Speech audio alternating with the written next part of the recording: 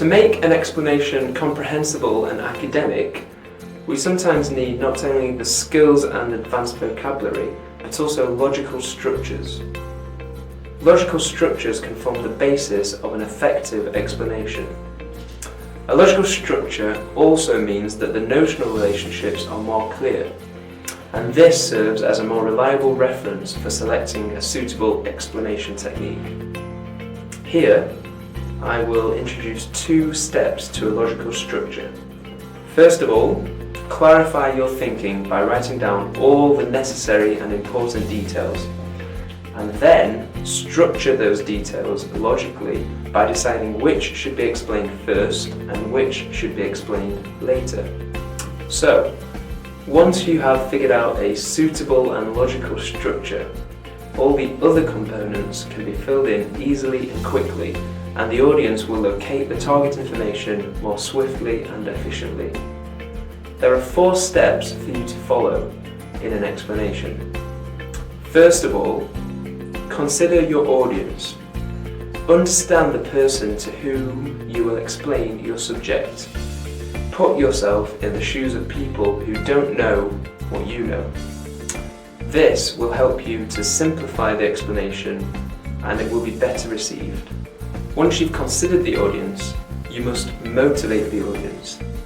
You can use background information such as the history or people involved in the subject as preliminary expressions to get your audience interested in the subject.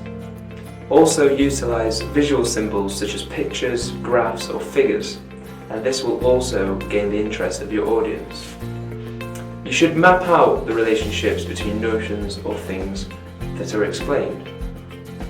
You can use several techniques to do this.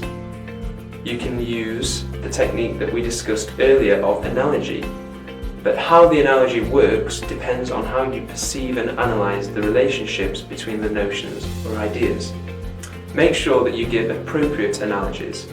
Metaphors, which are quite similar to an analogy, can also be used to help you explain. Another technique that we discussed earlier is exemplification.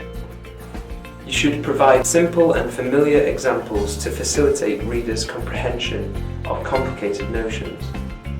As well as this, you should provide definitions. For a terminology or a new term, first of all give a definition.